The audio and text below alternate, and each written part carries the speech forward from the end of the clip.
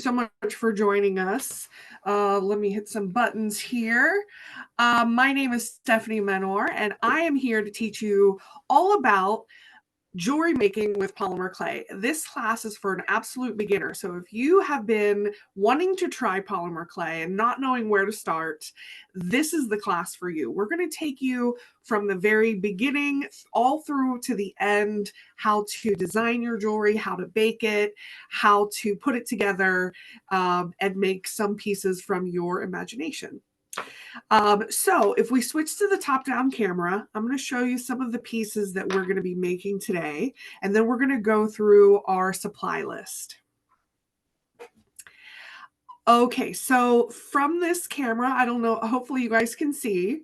I'm still seeing myself. Hello, myself. There we go. Let's see. Here are the projects that we're going to be making today. So we're going to be making a few different earrings like this. These are made from, all of these are made from polymer clay and other things. Polymer clay is an oven baked clay. So you bake this in your oven or your toaster oven. We have some earrings here that incorporate metal. We're going to show you how to do that and put a metal frame around it. We have some earrings here that incorporate beads. So we're going to show you how to choose a bead to make a little bead dangle. And then we have some pieces that incorporate texture. This has this beautiful swirly texture, and we'll show you how to do that as well. All right, so let's get started. I'm going to clear these out of the way, and then we're going to talk about the supplies that you need. Okay, so first of all, we have the clay itself.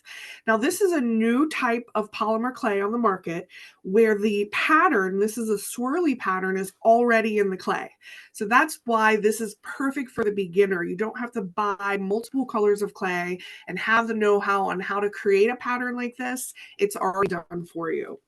And of course, we will also be using some projects with solid clay, and that looks a little bit like this. We are going to be using a variety of cutters. These are plastic cutters. Everything is sold at Michael's in the jewelry making department. And so these are special cutters that are sized and designed to make jewelry. And then we have some tools. I have a variety of kind of clay tools. And this is what that looks like in stores. This is a great purchase if you're just getting into polymer clay jewelry making. This has all the basics that you need, and I use these tools, only these tools, in this class. These are some thickness guides. We'll show you how those work, but this is a 4.5 millimeter thickness. In Jewelry World, we always measure everything in millimeters, and this is a 3 millimeters, a little harder to see, but when I turn these to the side, that's their thickness. This is 4.5 mm. This is 3 mm, and I'll show you how we're going to use those. I also have a ceramic tile. This is my preferred method of a surface to craft on for polymer clay. This allows me to create pieces and then put the entire tile into the oven. So there's no muss, no fuss, no transferring it to another baking sheet. But if you don't have a ceramic towel, you can just go ahead and use any baking sheet. I have a piece of parchment paper here so that it doesn't stick. So either a ceramic tile or a baking sheet. But I'll talk to you more about why I like the ceramic tile. All right, so in addition to that, I have always some paper towels on hand. I have some cornstarch that I just have here in a little dish that can help things not stick. What else? Let's get started. So first, let's take a look at this special clay that I mentioned. This clay, and I'm going to show you a different, here's an example of a full piece. So this is a special clay that you will find only in the jewelry making department of Michael's. And as I said, the pattern is already in there. This is the pattern that we're using today. And I already cut off a piece of this to pre-make some things for you. But I wanted to still show you what the packaging looks like. It comes in this little acetate case. And this is perfect for storing your leftover clay. So I always hang on to this packaging to put my clay in for the next time. But let me reopen this. And I always try to be careful doing that. And here, this is what it looks like. They're flat slabs. You can see that those patterns go all the way through. In this case, this one also has some gold foiling on it, which you can see there. So I'm going to lay that directly down onto my ceramic tile. And then I'm going to bring in my thickness guides. So as I said, this green one is 4.5 mm. These white ones are 3 mm. I like to use a 3 mm for my jewelry. Sometimes 4.5 mm, depending on how I'm connecting things later. Then I bring in my next tool, which is this acrylic roller. My acrylic roller is very well used, so that's why you see some discoloration there, and my cornstarch. So I'm going to put just a little bit of cornstarch on the top of this clay. I can also put some cornstarch on my roller here. That's just so that it doesn't stick. And I situate my thickness guides on either side. So this is going to help me. The thickness guides are going to help me roll this clay out to an even and consistent thickness. That's so that when you make two earrings, one isn't super thick and one isn't super thin. So you can get a consistent level across the whole thing. So I'm just rolling this out and I'm being slightly gentle with it. I'm not kind of putting my whole body weight into this. Being gentle and just slowly in up and down motions. I'm going to keep going until this clay is as flat as my thickness guides over here on the side. And I can kind of feel with my finger how much more I have to go. And sometimes I do this little stutter motion. I don't know if that helps. That's just what I do. And let's see how we're doing here. Almost there.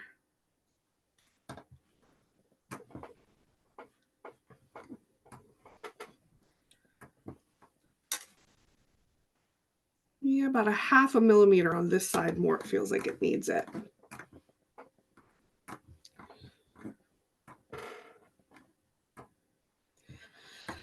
And I can also kind of feel, just to see if I have left any imprints of my roller in there.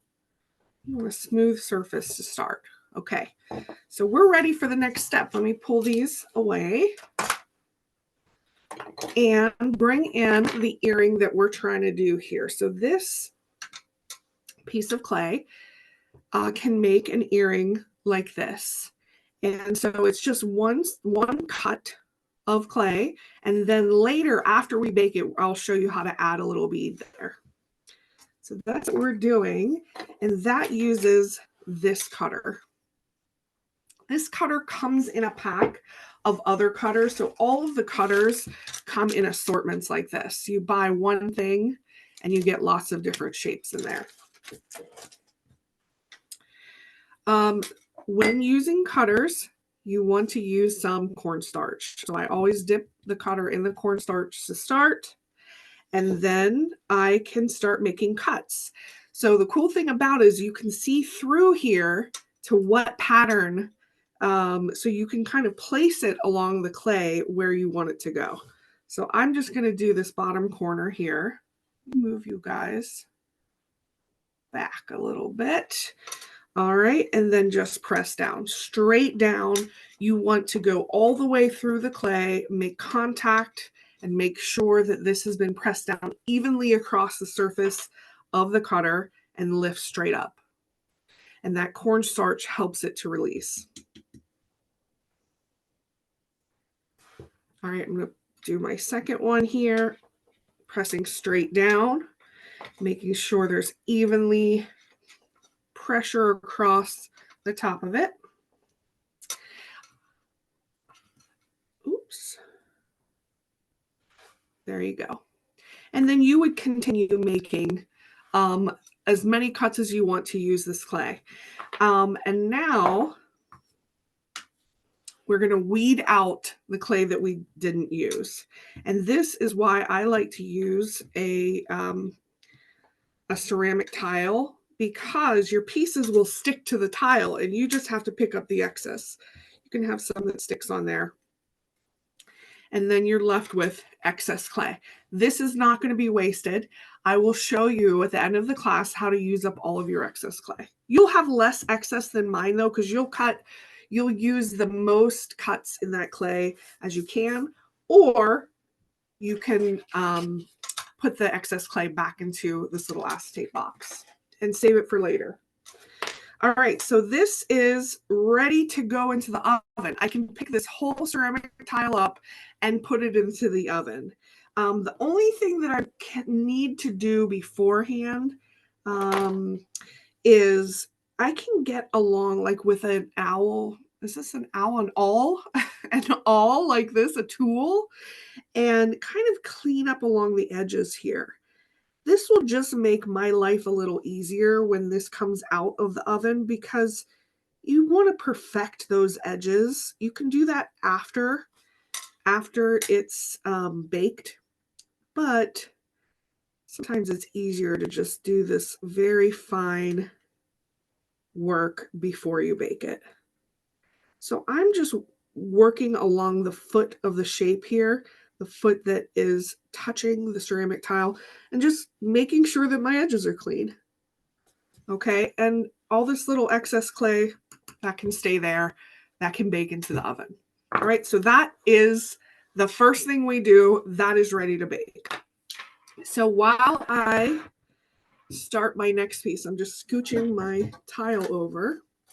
I will talk to you about the baking process. Okay, so the next piece that we're going to do uses some solid clay. All of the solid clay in the jewelry making department comes with clay that are these ombre shades. We're going to be using the lightest shade. So we'll get in there and get it.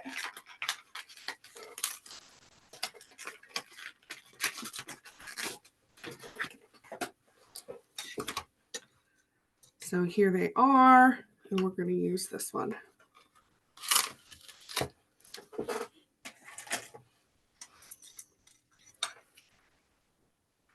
I always try to use a blade to cut, because these have little seals. So you just want to be careful about opening those.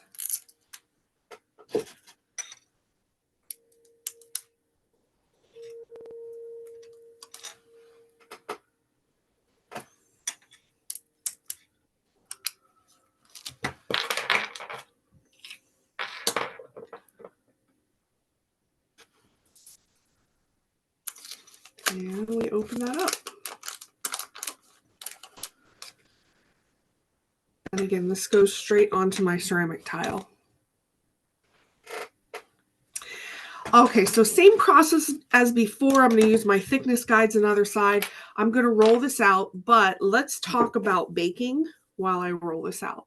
So polymer clay is an oven baked clay. You have to put it into an oven or it will stay in its soft form. So oven baked clay means regular oven, toaster oven, convection oven, not a microwave. Do not try to put this stuff in the microwave. It won't work out for you. So polymer clay is obviously in a clay form until you bake it, and that's what causes those polymers to react. And it creates a very bendable material. It should not come out of the oven and be brittle and break when you bend it.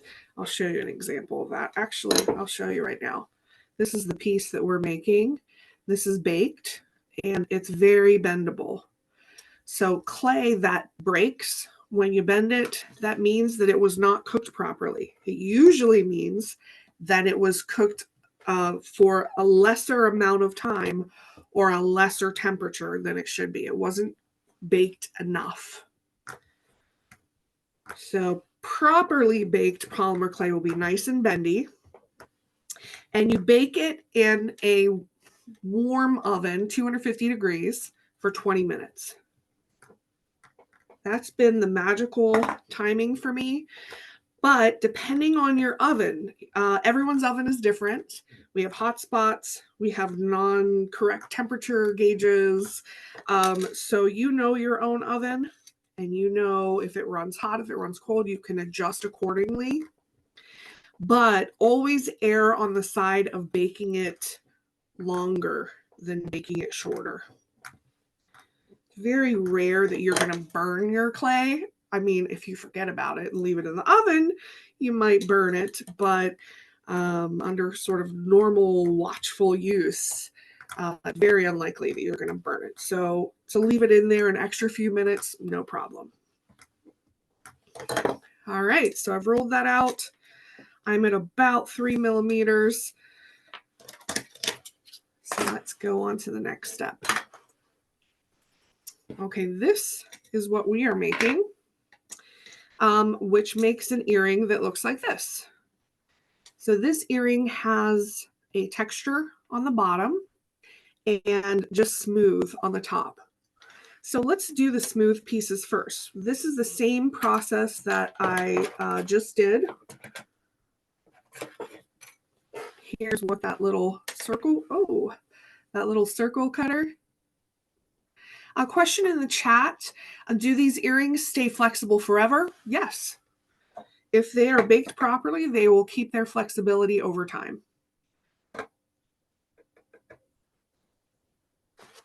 All right, so I'm just going to cut a few circles down here, each time dipping into the cornstarch. And when I'm selecting where to place the next circle, that one stayed.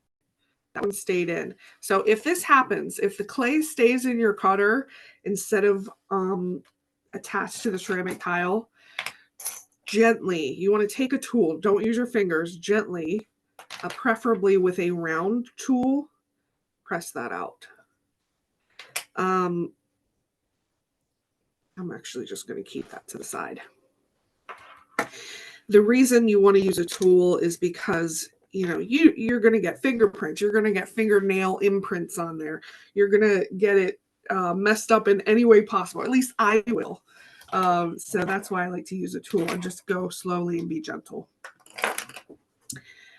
All right, so I've cut my 3 circles.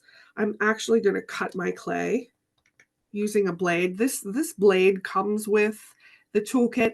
I've customized my blade by taking some leftover clay here and stuck it to the top and actually just baked. I put this whole thing in with a batch of jewelry into my oven.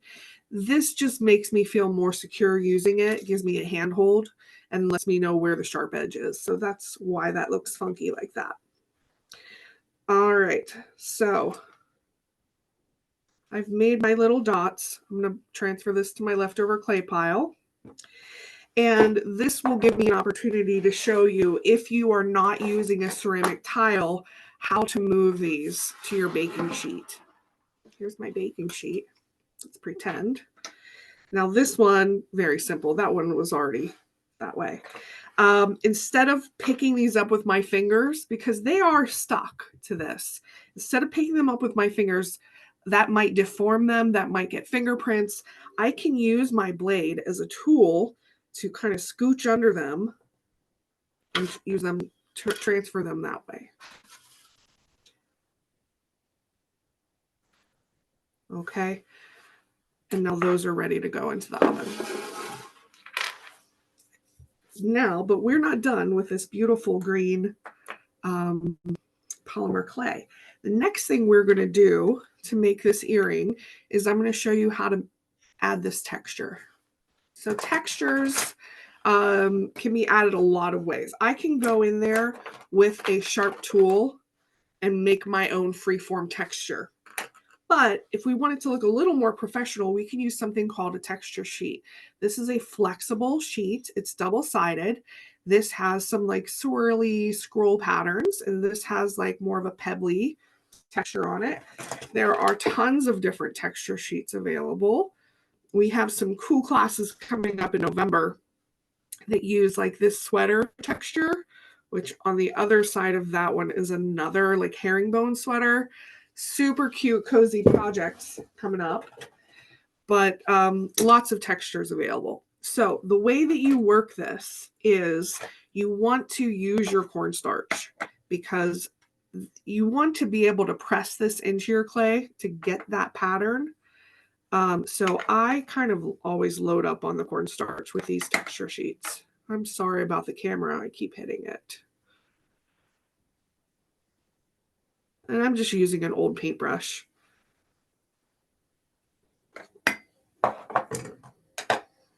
All right, texture sheet down. And once I put it down, I don't want to move it. So first thing I'm going to do is press down with my hands, making sure that I'm not scooching it around. And then I can go in with my roller and roll that pattern in, trying to make sure that it is not moving on me. That's the hardest part, is trying to keep it in place. I can feel it moving. It wants to move. All right, let's see what we got. Let me lift this up. So here's what we have. And I can, oh, there's a random jump ring. Hello. So there's what we got. Beautiful scroll pattern. The harder you press down, the more that pattern is going to be imprinted. But the harder you press down, the more it might wiggle out from under you. But I think we have what we need here. We need to cut a circle that looks like this, and that's made with this cutter. Again, in the cornstarch. And I'm going to pick where that pattern looks the best. I think right here. Ooh, maybe right here. And press down.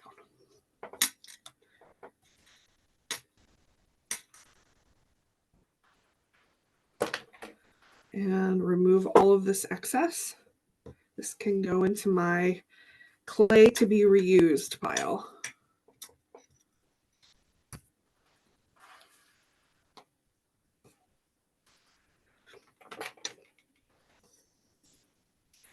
And there's part number 2.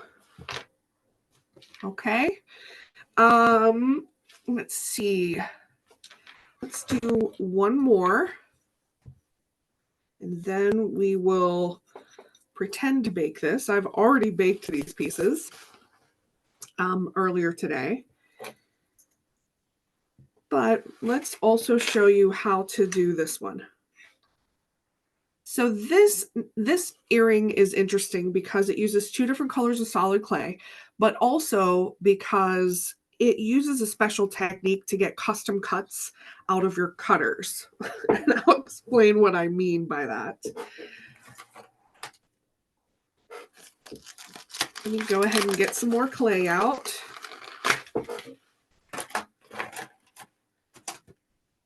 Actually, I'm going to use, this is how I keep my leftover clay.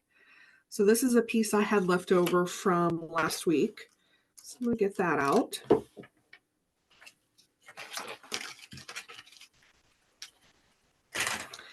And I've already rolled this to the correct thickness, but I want to show you how to achieve these sort of custom shapes here. So those shapes are made by using this little teardrop. But we wanted to customize the teardrops so they look more like flower petals, so that they follow this inside curve, follows the curve of the maroon piece that they're connected to. So to do that, I have my cutter, I dip in cornstarch, I place it where I want it to go, and I cut my pieces out. And they are not sticking because I didn't roll this. But following my own advice, very gently using a tool, sort of release that.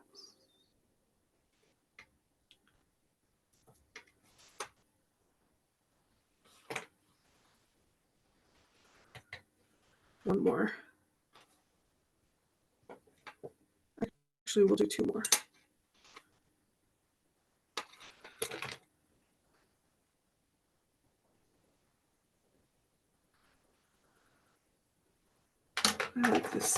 I really like this tool for getting things out of cutters because it's round and just won't make as many indentations.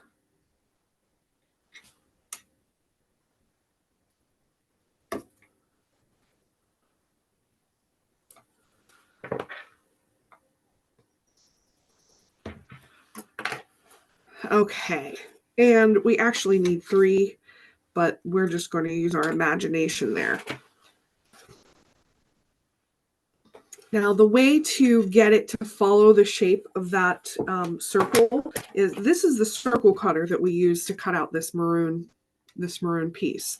So what I can do is I can arrange these how I want them and then use that same cutter to create the correct curve on here.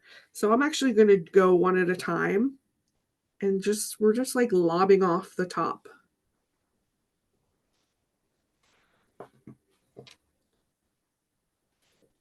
You want to cut off the same amount of clay from each piece.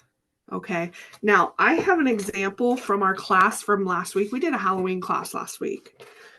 And we used the same cutter that I used in the first thing, and we turned that cutter into a bat cutter. So you can see that this technique of using multiple cutters, so this originally started like this, and then we used another cutter to cut off to get these sort of bat wing shapes.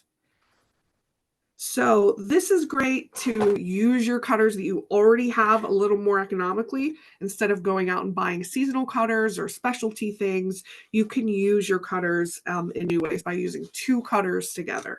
So that's what those pieces are. Are we having fun? Are we having fun yet? Okay, one last thing before we go into the oven, and that is to create a piece like this.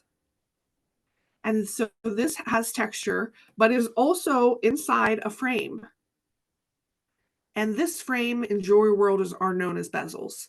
We do UV resin classes where we make jewelry out of these bezels.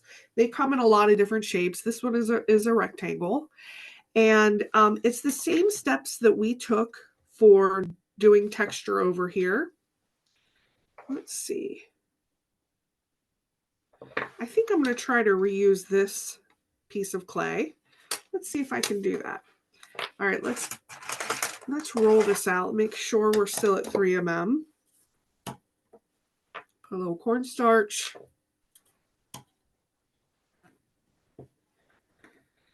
And let's roll this out. Okay. Here's our finished piece. Here's what that bezel looks like. It's just an open frame. And so basically I'm going to put this down here and press it into the clay. But first we want to add that beautiful texture. So let's go back to our texture sheet here. This time I'm going to try to press it a little harder than I did last time. Cornstarch. Let's put that down. Straight. It doesn't look straight in your camera view. There we go. And we're going to press it down. Now, a lot of pressure, as I said, is needed to get those very deep impressions, which hopefully we can achieve here. I've also stood up and put my whole body weight. I'm pressing really hard. I don't know if you can tell, but I've stood up and put my whole body weight down on here to really get that deep impression. All right, do you think we did it? Hopefully we did. There we go. Okay, so now I'm ready to work with my bezel. So I just place that exactly where I want that pattern to be. And then we press the bezel into our clay. You can do that with your fingers. I kind of like using a tool for that. I have just some jewelry pliers here. I'm going to use the foot of one of the pliers because it's rubber coated. And I don't know, it just feels like it gives you more control. And just press down. We are trying to cleave this into the clay. Ooh. Maybe I can also try my roller. Oh, I just destroyed. Don't try a roller. Let's try this again. Let's move it over here.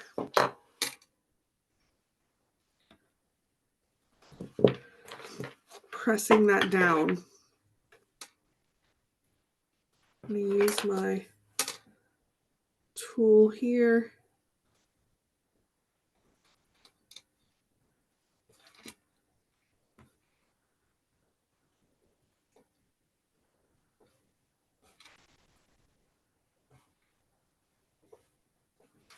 All right, so once you get that down pretty far, that's when you can take an X-Acto knife or any sharp tool, and you want to remove the excess clay that's around the metal.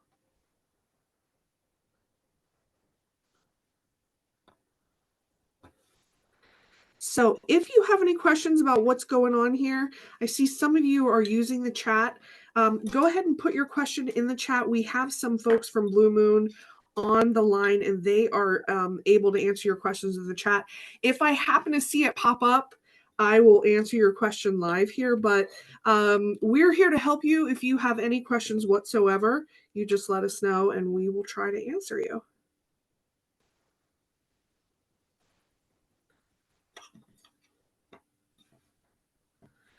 All right, and then I can just, once I've gotten the bulk of it off, I am just going to make sure that this loop is clear up here.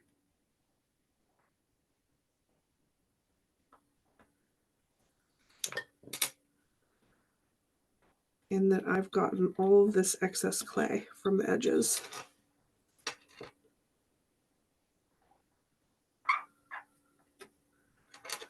And I think for inside there, I'm going to switch to this tool, the awl.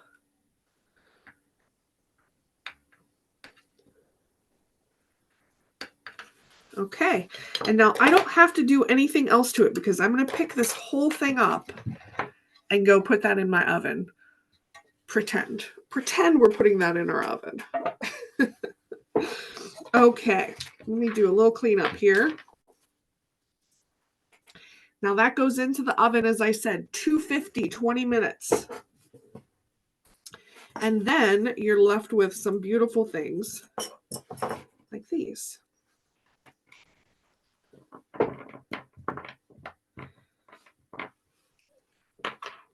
Now this one I've already worked with and cut some holes in it.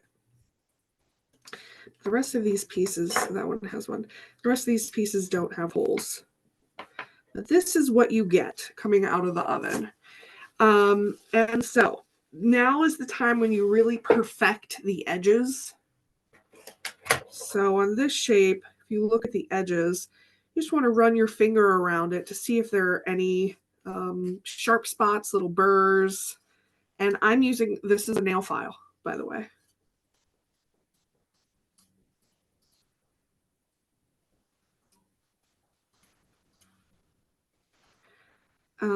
So you just want to perfect it. You don't need to do a lot here. But especially if you're selling these, giving them as a gift, you just want to make them perfect. So like on these shapes, you can see little foot to it, sort of, where that clay was making contact with the ceramic tile, and that just easily can kind of file away. And these are what you are left with. Oh, darn it. I put these in the oven before I cut the top off. Well, we're just going to pretend here. The other thing that you can do, especially for textured pieces, you might want to give them a bath. They could have cornstarch still stuck to them, just a warm bath, and that'll get all of that excess off. Here, I see a little piece there that I want to perfect.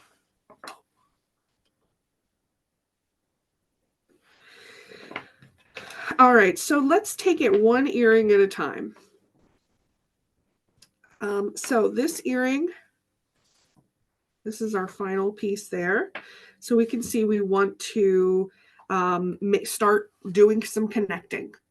And so I'll show you a few different ways of making connections, but we need to add an earring hook and we need to add a jump ring down there so that we can dangle a bead from it. So let's talk about bead dangles. So you can dangle any bead that you want. You need this little thing here, which is called a head pin. And so string that onto the head pin. You can string multiple beads. I have this copper bead here.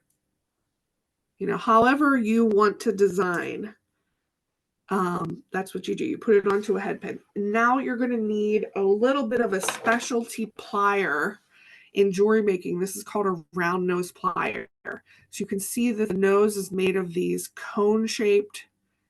That will help you make the loop. So at the top of this, there needs to be a loop, and that loop will help you connect it to something else. So this process is called making a basic loop. So you start with your pliers at the top of your bead, and you want to make a 90-degree bend right at the top. So I like to use the pliers to get started, just to get that started, and then use my fingers to bend it 90 degrees. Okay, so there's our first bend is 90 degrees. We can make that even sharper. There we go. Second step, now we have to cut all this excess stuff. We're not going to be looping all of that. So I want to cut it about 3/8 of an inch from our bend. So that's about that far. And hold on to it so it doesn't fly across the room.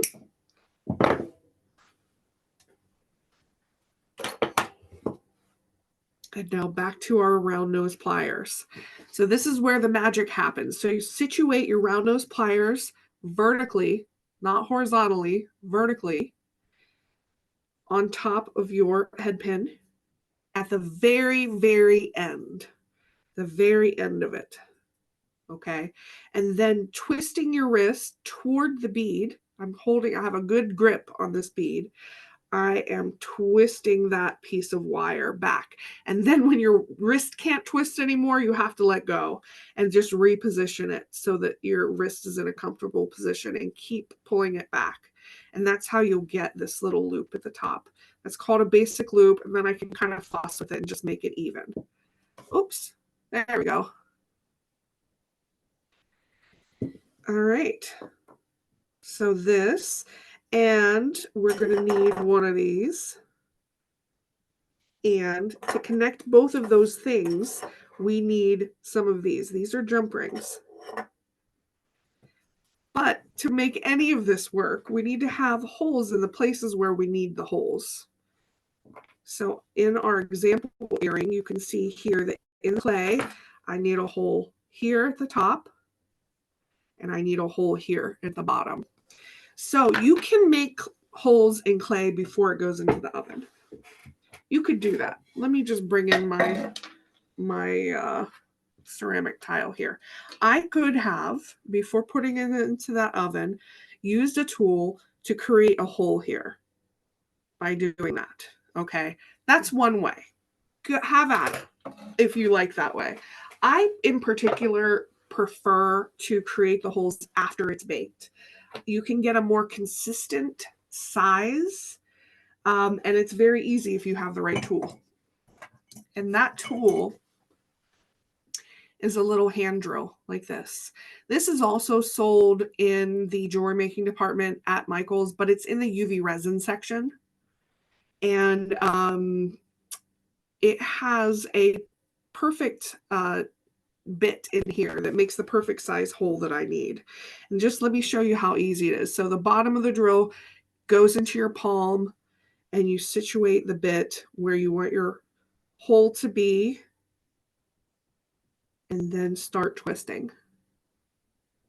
And in just a few seconds, I've already come through there. And that leaves the perfect size hole there. Then let's do another one here. We have two holes on this piece that are very close to one another. There's not a lot of space here. but this makes quick work of it. Okay, and so we do have 2 holes there. 1, 2. All right, and so now we're ready for final assembly. So to do that, I need 2 pliers. Like these. These are flat nose pliers. I take my jump ring. There's a break at the top of the jump ring. I can open it like that by twisting, and that's what I insert through here. And then add on my ear wire.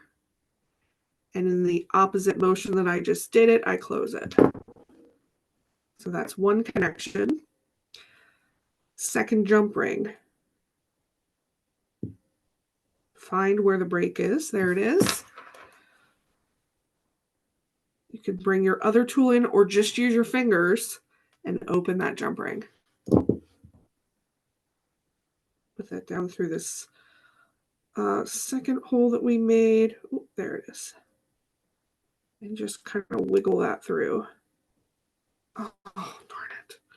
Okay. Well, I like to show you the good, bad, and the ugly, where I mess up. So where I messed up here is that this little space that connects this is just, it's very hard to get your 2 holes in there without breaking, since it's such sort of a delicate part. So I can feel my clay wants to break. But if you were better at it than me, then we would just attach this jump ring. Actually, I have another piece here. Let's try it with another piece. Let me redeem myself.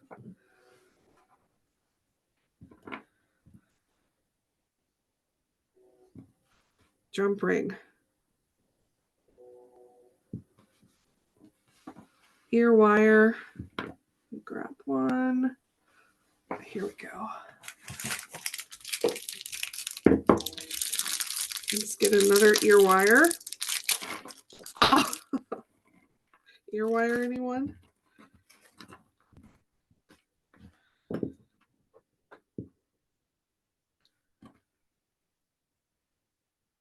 All right, we got our ear wire.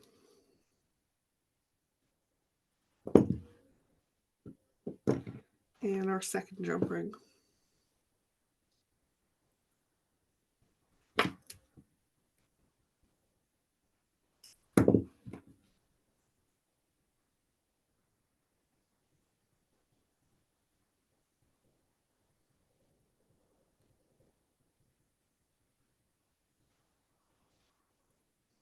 I'm just trying to pop that through.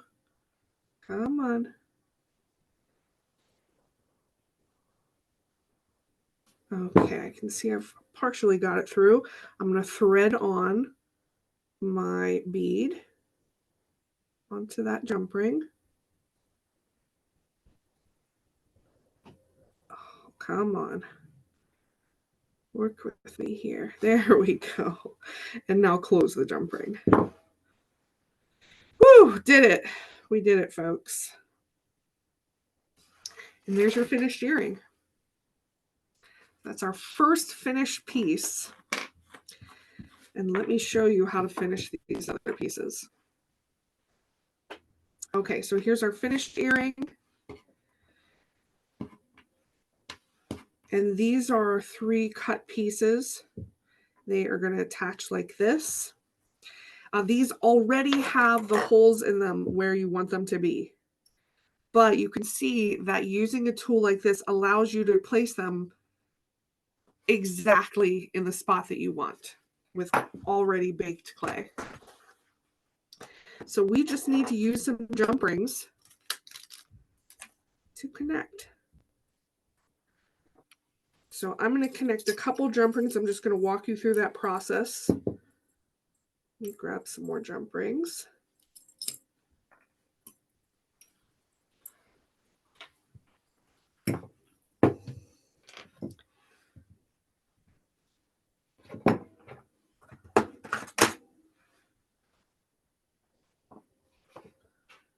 Going through the piece and through the piece that you want to connect it to.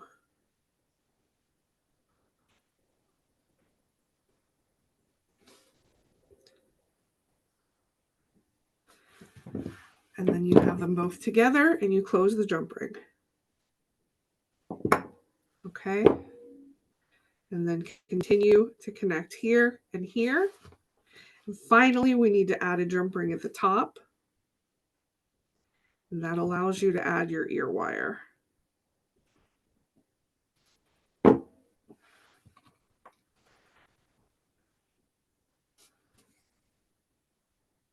And I'm going to show you, you don't need two pliers. You can just hold one side with your finger and close it.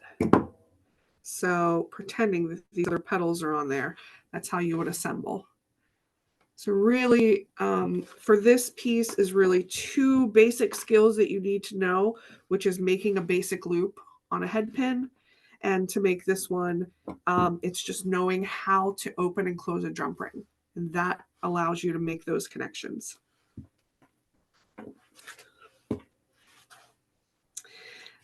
This earring, actually, let me clean off a little bit here. I've got a little debris. Okay. So this earring, and I want to show you ideas on where you can take this.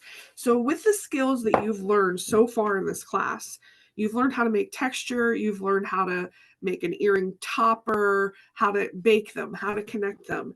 You can make a lot of things outside of earrings. So here is a necklace, beautiful little pendant necklace that we made using these exact same skills. A leaf shape cutter. In this case, the texture that's on top of that was made just organically by using a tool like this, pressing into the clay before we bake it. And that makes a beautiful little cluster pendant. This piece, this uses our tropical texture sheets, and these are just two pieces, two circles of polymer clay that are stacked on one jump ring on a necklace chain. And you can see this needs to be cleaned a little bit. That still has some cornstarch residue, but you can see how easily you can make a custom piece of jewelry here. Let me show you one more. This is another necklace pendant. So this is, you could use the patterned clay, or this is actually just acrylic paint that we've splattered on there. It gives you that really cool look, and we've added a pearl to the top to make a necklace. So you're not limited to just earrings. Necklaces are very simple to make using these same techniques. So speaking of earrings, I'm going to use this earring as an example to show you options. All right, here's my baked piece. Here's my earring topper. So these both have holes in them, one hole, one hole. Okay, that's just to connect them together. I'm going to show you this one as an example. So we've connected them together on this side. Let me connect them together on this side, and then we can talk about the back. Jump ring, going through the same process again.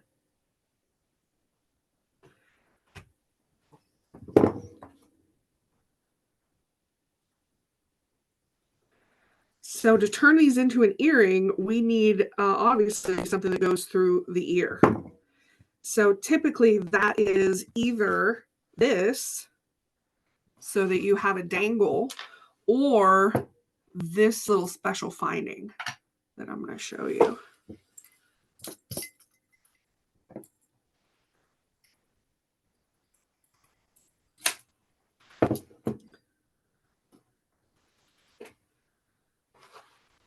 So this is a flat pad, an earring stud pad. Sometimes you see it called that, but it's the part that goes through your ear with a flat pad on the front.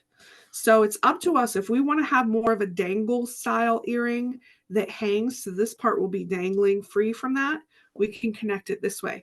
Or if you want to have a stud earring, we can connect this way. So I'm going to show you how to do that. And that is just with glue. This is the glue that I like to use. It's Loctite super glue. This stuff is super strong and it grabs immediately. So we just line that up. Put a little dot of the super glue.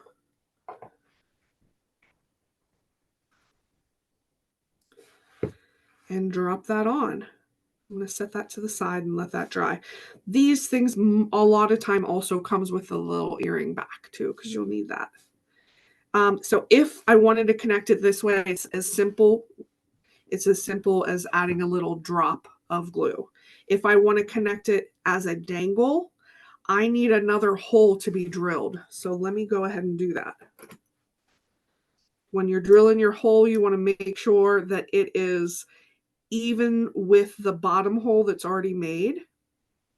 And I think I've got it even. Let me just start turning. And there, that's how easily it's come through the other side. Okay, and now you guessed it, we need more jump rings. That's one thing you should always buy in bulk because you're going to need a lot of them. All right, here I have a jump ring already open. Put it through here and add my ear wire and then close those up. So 2 ways, same earring 2 ways. You've got this way, it allows it to have a little more swinging kind of movement to it. And this way, I'm not sure if that's fully on there, so I'm going to be gentle with it. And this is more of a stud style. So it just depends on what your personal preference is, how you like to wear your earrings, as to how you finish it. So we are wrapping up here. I'm just going to show you a couple other things. If you have any questions, ask them now in the chat because I don't want you to have those go unanswered. So while we're wrapping up here, the thing that I want to show you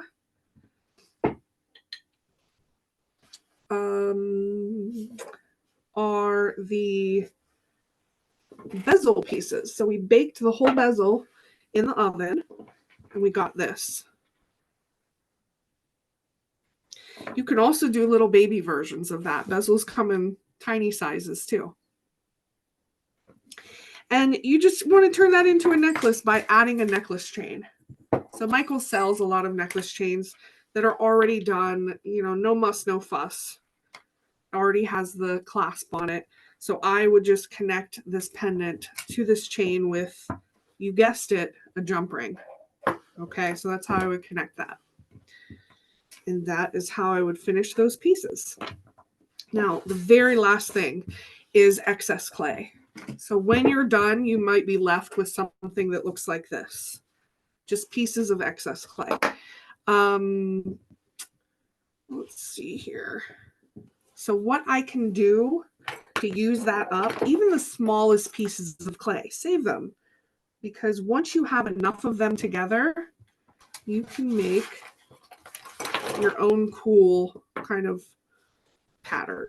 So I'm just going to take a little bit of my leftover clay and using my cutter, I'm just going to cut it up into a whole bunch of pieces.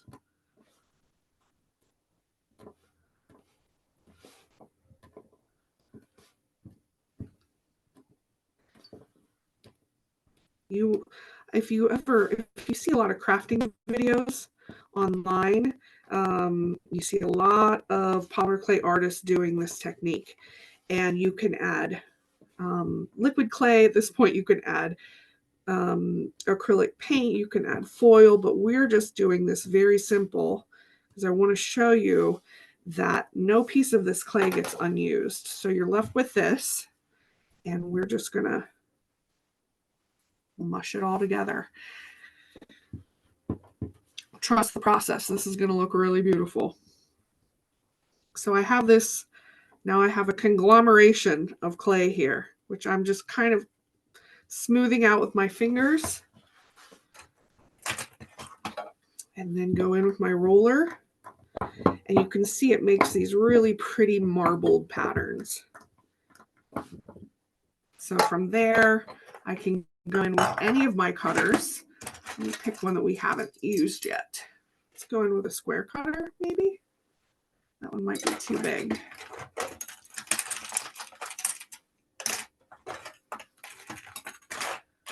Here, triangle. Putting that in some cornstarch, and then I can find where I like the pattern inside there. I like what that looks like. And now I have a new piece from leftover clay. So I've done this a lot. This is another little slab that I made from leftover clay. You can see you get this really cool swirly marble pattern, and you can continue to reuse and reuse your clay so you're not wasting one little bit of it. All right. So that was the last thing I had for you.